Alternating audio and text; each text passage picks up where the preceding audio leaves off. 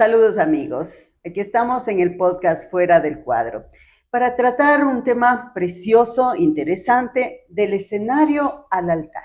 Y para ello contamos con la visita de nuestro invitado. Él es pastor y su nombre, Jaime Inca. Bienvenido. Muy buenos días, hermano Albita. Muchas gracias a toda la audiencia. Un saludo muy cordial.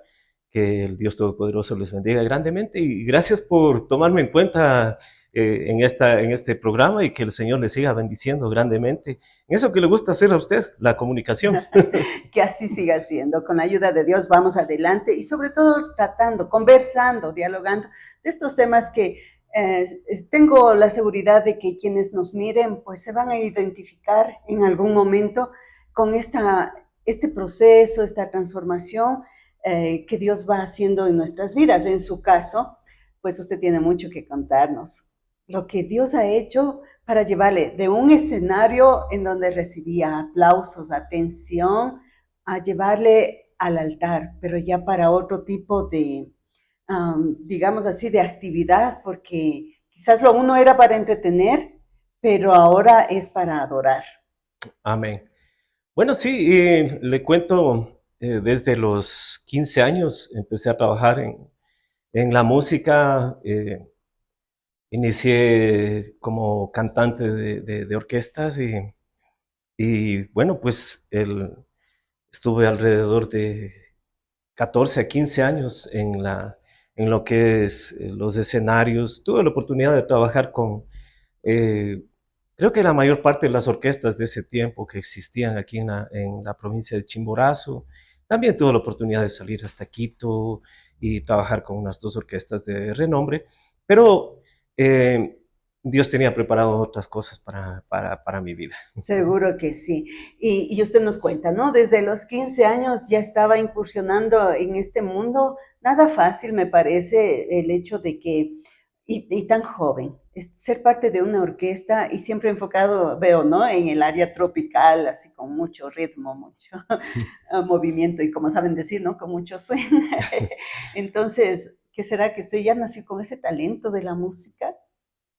Bueno, le comento, un cuñado mío es un gran músico, Iván Samaniego, y fue el que, como yo estudiaba en el Andaguirre, entonces alguna vez me dijo, ¿sabes qué? Me gustaría que puedas cantar hagamos una cosa, pues tenía su piano, empezamos a hacer unos pinitos por ahí y a la larga me dijo, ¿sabes qué? ¿Por qué no hacemos una orquesta? Y en verdad iniciamos una orquesta y posteriormente pues ya había que tomar vuelo y tomamos vuelo a otras orquestas y por supuesto que lo que sí debo aclarar que dentro de lo que era, a pesar de mi juventud, bueno, eh, tuve el acompañamiento de mis padres que estaban pendientes siempre de mi vida y a pesar de no haber conocido la palabra de Dios, pude darle honra a mis padres en ese sentido Oh, ya. y a pesar de la juventud pude conocer. Ya, bueno, ya posteriormente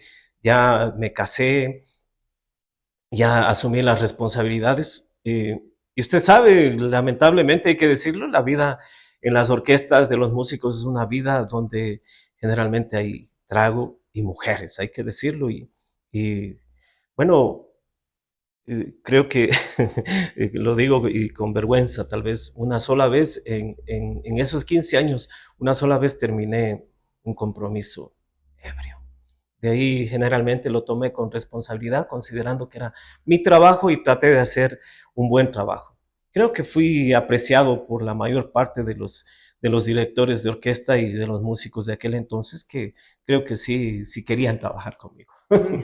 Mire usted, porque cuando hablamos, y para nuestros amigos que nos miran en diferentes lugares del mundo, pues recordarles que nosotros estamos transmitiendo este podcast desde la mitad del mundo, desde Ecuador, y esta ciudad se llama Riobamba, y cuando nos mencionaba aquí nuestro invitado, que estuvo incluso en otras ciudades como Quito, es la capital de Ecuador, entonces, y también nos mencionaba de El Andaguirre, es un conservatorio de música donde se preparan iba a esto, de que no es que fue muy improvisado, de que, me gustó la música y me lanzo y aprendo así como sea. no, sino que se preparó en este conservatorio de música que es muy exigente y realmente es un buen lugar en donde quien ama la música pues se prepara en todas las áreas, tanto como pues tocar un instrumento de una forma buena, aceptable y desarrollarse en eso, pero también preparan la voz, aprenden la lectura musical de las notas, todo esto. Entonces, no es que surgió de la nada, sino que fue preparándose Sí. para esos escenarios en aquel momento, ¿no? Lleno de aplausos, que un brindis, que una copita, que el frío, que sírvase. Uno se observa eso en conciertos, en escenarios donde están diferentes orquestas, grupos solistas, como sea, ¿no? Sí, bueno, tal vez desde niño ya incursionábamos en la escuelita, en alguna programación, a veces que se hacía en mi pueblo. Yo soy nacido en un pueblito llamado Matus, en el cantón Penipe, actualmente en ese tiempo era parte del cantón Oh, Guano, yeah. pero ya iniciamos desde ahí, pero ya cuando salimos de allá del campo, yo tenía 11 años y mi mami me inscribió justo en el Conservatorio Vicente Andaguirre, que se llamaba en aquel entonces. Y bueno, como usted decía, es verdad, yo tuve el privilegio de tener una gran maestra de canto que fue parte de la misma Sinfónica Nacional, Wow. Dalita Silva, la maestra Dalita Silva Veloz, una gran amiga nuestra, si Dalita lo ve, por supuesto el saludo para ella y Exacto. toda su familia, porque son grandes músicos, grandes maestros, y tuve el placer también de trabajar durante, a pesar de conocer ya la palabra de Dios, luego he realizado grabaciones en un estudio de grabación con Pablito Lescano, un gran técnico de grabaciones. Hemos hecho varios trabajos musicales con él, varios discos, y me siento muy honrado porque trabajamos con él y cuando había alguna cosa siempre me llamaba, decía, Jaime, ven, necesito, pon unas voces, pon esto, pon coros, lo que sea, y siempre estaba trabajando con él de manera,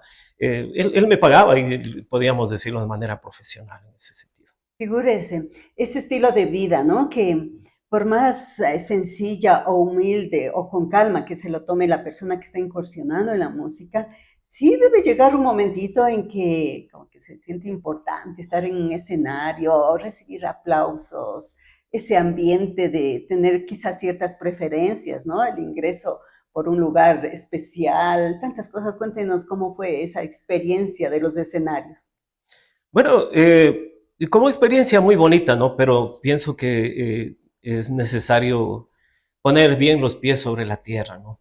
Aunque como usted decía, es verdad, siempre el ego del hombre, luego esto llegué a entender ya cuando conocí la palabra de Dios, el ego del hombre como que dice, oye, sí, sí, pues mira, si te llaman, si te pagan bien, entonces quiere decir que tú eres bueno, que esto, que este otro, pero el Señor me enseñó una cosa que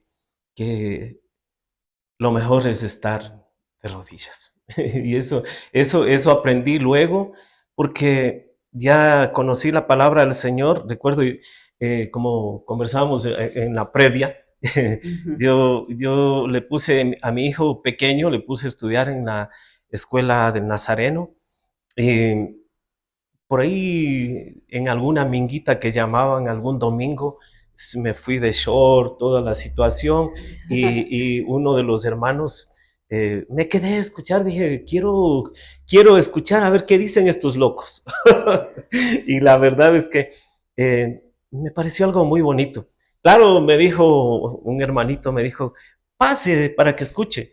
Y yo le dije, no, dije, estoy así, sería vergonzoso que entre así. Dijo, no, no importa. No, dije, algún momento llegaré. Y bueno, pues llegó el momento. Pero parecería contradictorio, ¿no? Porque usted no era una persona creyente, comprometida, digámoslo así, porque la mayoría de personas, bueno, creen en Dios, pero no tienen una vida de compromiso con Él. Pero, y en eso de los escenarios de la música, usted escoge ponerle a su hijito para que se eduque en una institución cristiana, o sea, parecería contradictorio, ¿no? Sí, ¿sabe? Yo estuve mirando esto que dice fuera del cuadro. Ahí es donde el Señor me sacó alguna vez fuera del cuadro, estando en una tarima de la orquesta. ¿Cómo fue eso? Verá, yo recuerdo que fuimos a tocar con la orquesta en una casa donde recuerdo que miré una casa muy pobre, Ujú. una casa muy pobre, y recuerdo que pagaron la orquesta 2 días. No, no es por criticar, ¿no? Pero por ejemplo, no tenía ni siquiera el piso, no tenían encementado, sino era tierra. Ajá. Y estando, recuerdo, en la tarima, me parece que era una Navidad. Yo pienso que el Señor me sacó del cuadro y dijo, oye, mira, ¿estás viendo qué es? ¿Dónde estás, no? Y recuerdo que eh, sentí ganas de llorar. Yo dije, Señor, yo no creo que te guste esto, ¿sí? Que haya gente que se esté emborrachando porque en verdad tenían como 200 jabas de cerveza, habían comprado 200 gallinas, si no recuerdo, porque yo siempre he sido muy curioso, 300 cuyes. Y sabe una cosa, en ese momento yo me puse a pensar y dije, Señor, no creo que esto es lo que tú quieras, que esta gente esté viviendo en pobreza y endeudándose, porque yo veía eso, dije, esta gente se está endeudando para hacer una festividad de estas. Ajá. Y, y recuerdo que en verdad sentí ganas de llorar y solamente yo no sabía qué era hacer una oración, dije, Señor, no, no, no estoy de acuerdo tal vez en lo que yo estoy haciendo. Fue mi primera experiencia que tal vez tuve un acercamiento con Dios. Y directo, ¿no? No que alguien le dijo, sino que fue Ujú. directo del corazón de Dios que llegó a su corazón ese sentir, ese reaccionar, ese abrir los ojos quizás, de ver ese contraste que se repite no solo aquí en nuestro país, en todo el mundo, más lamentablemente en países en donde hay más pobreza, en que la gente generalmente, sí, escoge endeudarse quizás todo el año, um, dejar prioridades de lado, la alimentación, la salud, el cuidado de su familia, con tal de gastar, bueno, en Quedar bien, fiestas, entre comillas. exacto, en fiestas, en licor y todo lo que involucra esto y las consecuencias, porque mucho se ha escuchado de que durante una fiesta en donde los adultos están perdidos ya entre que el baile, entre que la bebida, y no saben lo que les está pasando a sus niñas, a sus niños, por ahí, en los alrededores, y vienen consecuencias terribles que, bueno, será motivo de otro podcast. Pero bueno, ahora entonces llega este entendimiento y ahora sí, nos bajamos del escenario secular, por Todavía no. decirlo. No, no. ¿Sabe? El Señor utilizó a una persona que lo trajo de Estados Unidos. Primero, un cuñado mío que falleció en años atrás, se fue a Estados Unidos, regresó para acá y murió aquí. Él había dejado, recuerdo, un cassette, un cassette de Roberto Orellana, Ya, de y había unas chileno. alabanzas, sí. Y sabe, también la ex esposa de él vino y nos invitó a nosotros, dijo, vamos a la iglesia, porque él había conocido la palabra de Dios. Dijo, vamos a la iglesia. Bueno, obviamente yo estaba trabajando en la música y dije, no, yo no me voy. Le dije a mi esposa, ve si tú quieres. Y como estábamos cerca de la iglesia del Nazareno, recuerdo que un domingo en la tarde se fueron. Y yo dije, no, dije, primero le pregunté a mi esposa y le dije, oye, ¿por qué se demoraron tanto? Porque era a las 7 que se fueron de la noche y regresaron como a las 9:30. Mi esposa regresó muy contenta y yo enojado. No digo con vergüenza, ¿no? Porque no conocía. Claro. Y fue, bueno, dijo, sabes que ha sido muy bonito. Y mi esposa empezó a ir A la a la iglesia. iglesia, ¿sí? Yo, yo seguía trabajando en la orquesta y ella empezó a ir. Yo creo que ya se fue un mes y algo más. Y cada semana me decía, vamos a la iglesia, Mm. vamos. Ella ya llevaba a los niños y le dije, y alguna vez dije, ya cansado, dije, de que le invite y por el amor mismo, le dije, sabes que está bien, te voy acompañando. Y la acompañé y recuerdo eh, conocí ahí al pastor Fausto Rosas, a quien le envía un saludo muy cordial. Entonces, él me dijo, o sea, empezó a predicar y cuando yo llegué empezaron a hablar y empezaron a hablar sobre la palabra de Dios y dije, mi mujer vino a contarles qué es lo que pasa en la casa. Y eso es lo que ocurre generalmente, porque mucha gente, a veces cuando compartimos la palabra, dice, oiga, si usted parece que andando preguntando, a veces oye como la experiencia como pastor, le dice, parece que usted ha estado averiguando todo. No, no es eso. Nosotros vivimos eso. Hemos vivido eso y de eso es el Señor nos rescató y por la experiencia propia es lo que se cuenta.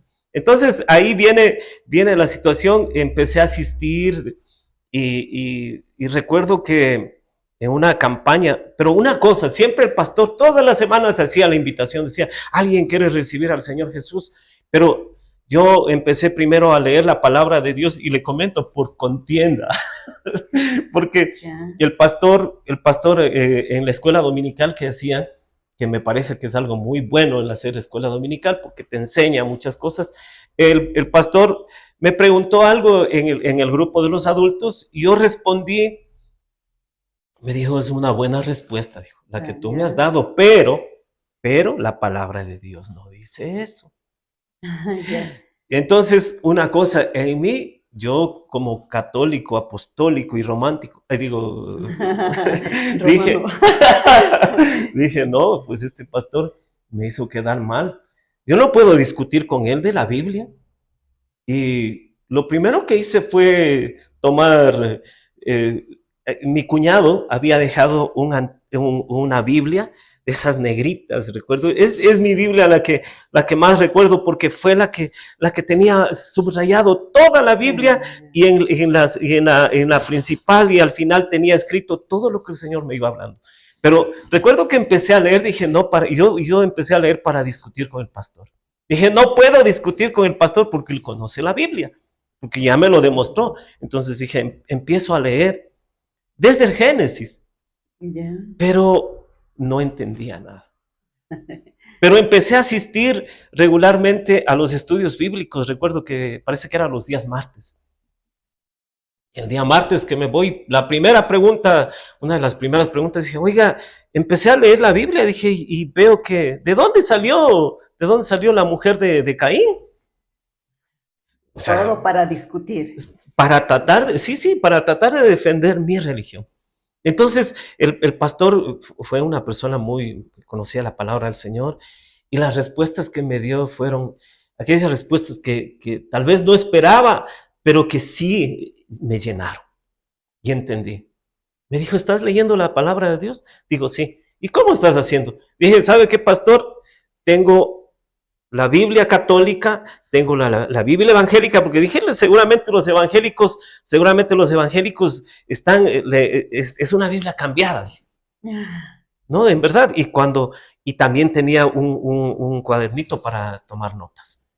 Y me dice, ¿sabes? Te voy a dar un consejo. Digo, sí, dígame. ¿Horas antes de leer la Biblia?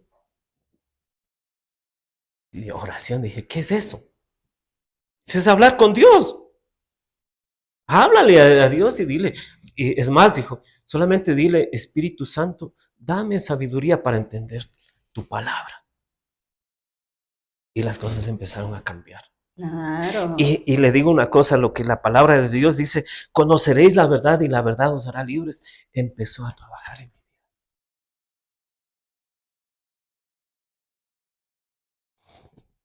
Sin duda, llegó la luz.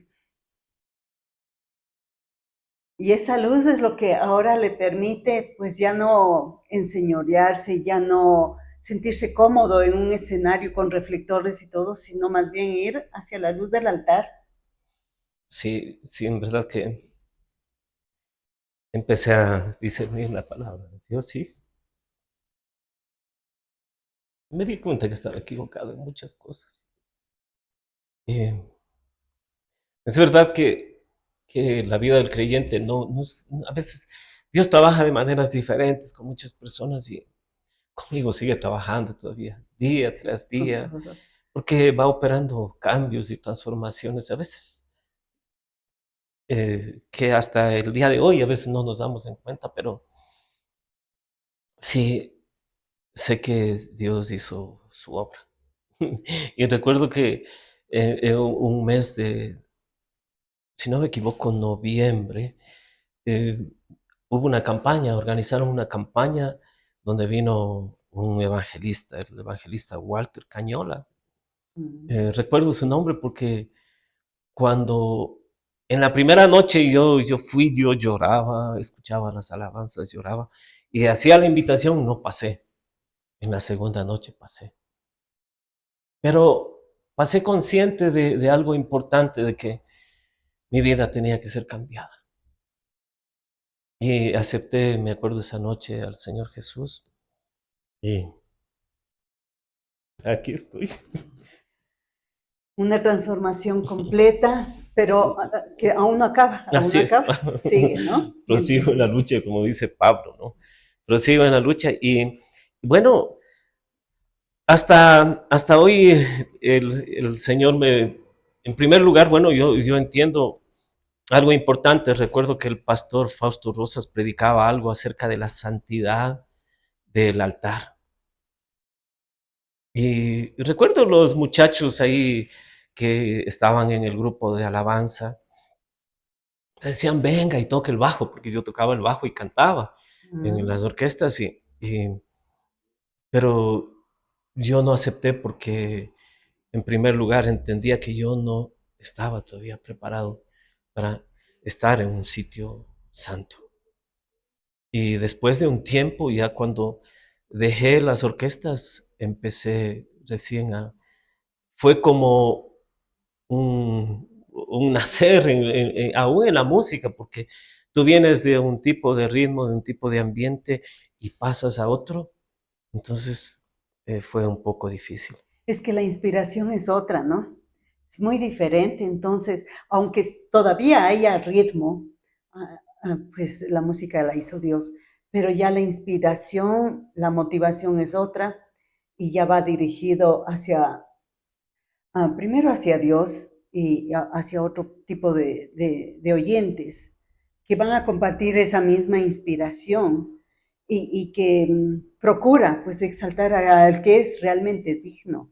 Pero en todo esto, este proceso y este cambio del escenario al altar, seguramente hubieron voces, quizás no de los seres queridos, pero de otros en que quisieron ponerle miedos, de pronto decir, bueno, ahora ya no vas a tener ingresos, ahora, ¿qué te pasa? ¿Estás loco? ¿Cómo es que ya vas a dejar si ya eras reconocido?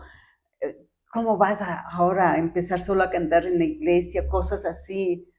¿Qué tipo de situaciones le tocó a usted vivir en este Wow. cambio? Bueno, primero que nada, le comento, en ese tiempo yo vivía solamente de la música. Yo vivía solamente de la música y ¿sabe una cosa?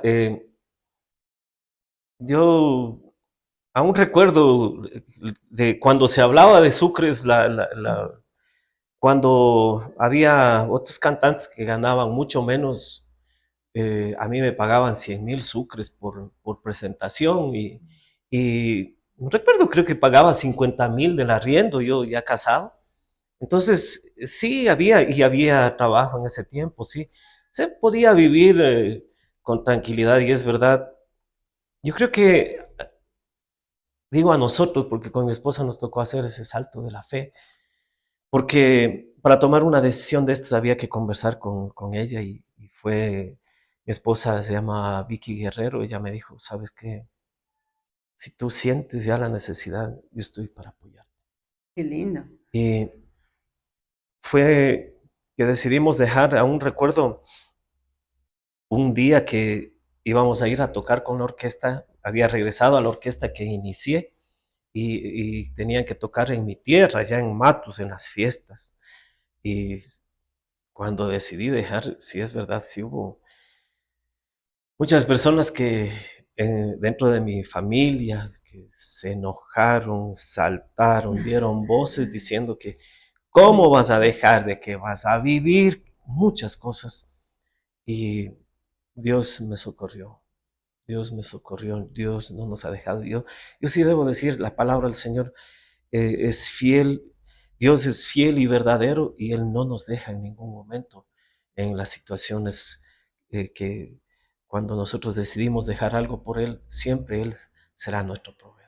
Exacto, es ahí cuando aprendemos que no dependemos que de nuestra profesión, nuestro talento, nuestro trabajo, nuestras posesiones, dependemos es de Dios.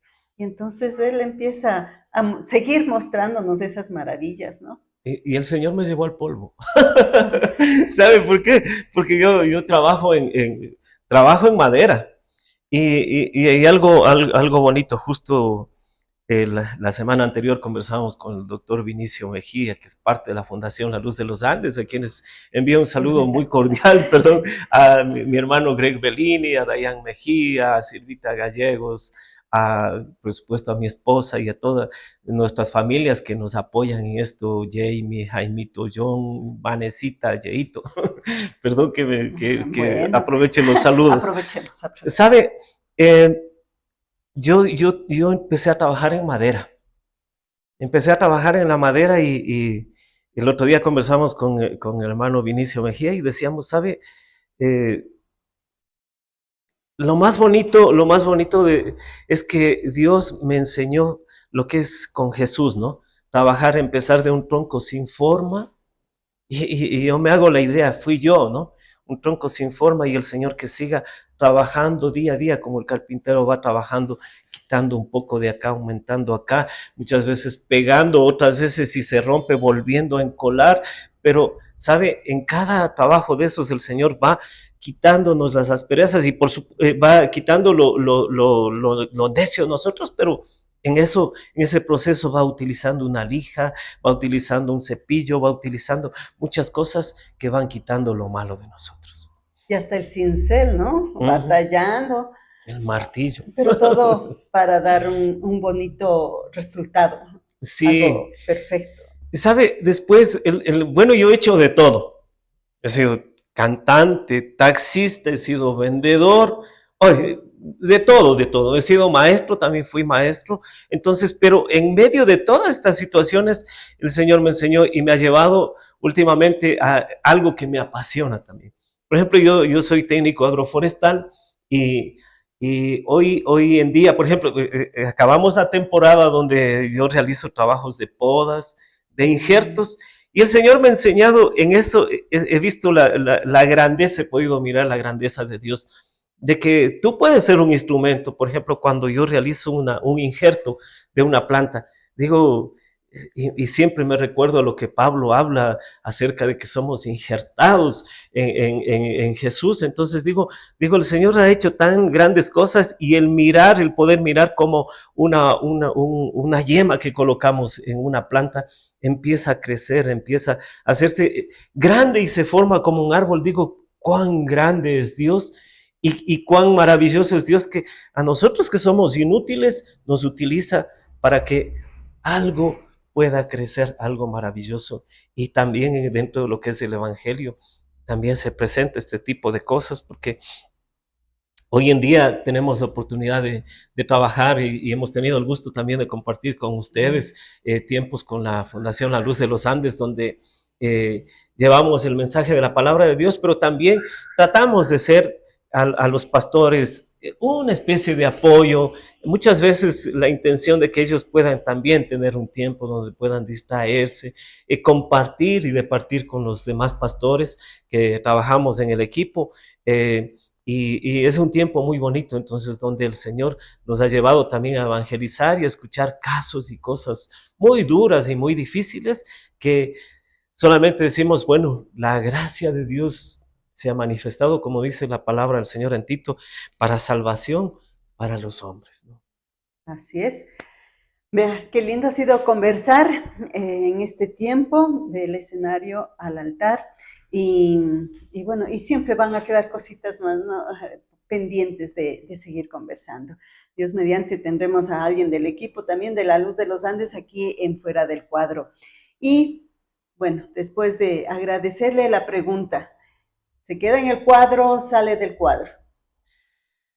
Bueno, yo pienso que es necesario salirnos del cuadro, así como el Señor me sacó del cuadro, porque hoy en día hay que considerar una situación.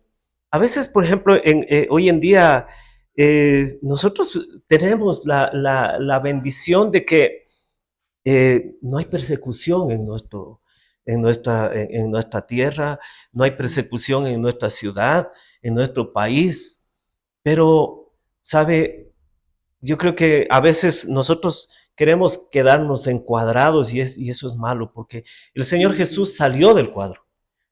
El Señor Jesús automáticamente cuando Él vino, ¿sabe qué? Él vino a romper con esos preceptos que había, con esa religiosidad existente. Y debo decirle, lamentablemente a veces hoy en día, a veces el cristiano se vuelve conformista y dice, no, yo estoy en la iglesia, cruzado los brazos, estoy bien, me siento cómodo, viene el pastor, predica y estoy bien, yo escucho. ¿Y qué hay con la manera de lo que Dios te ha mandado, que tú tienes que salir?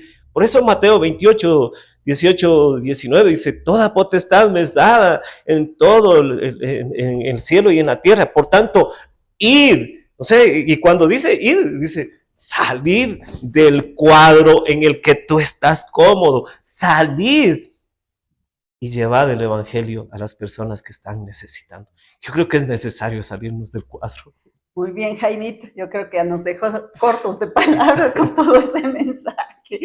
Así es. Les animamos a salir del cuadro y llevar lo que hemos recibido de gracia, pues llevar fuera también y darlo de gracia. Hasta un nuevo encuentro, amigos, amigas, en este podcast Fuera del Cuadro.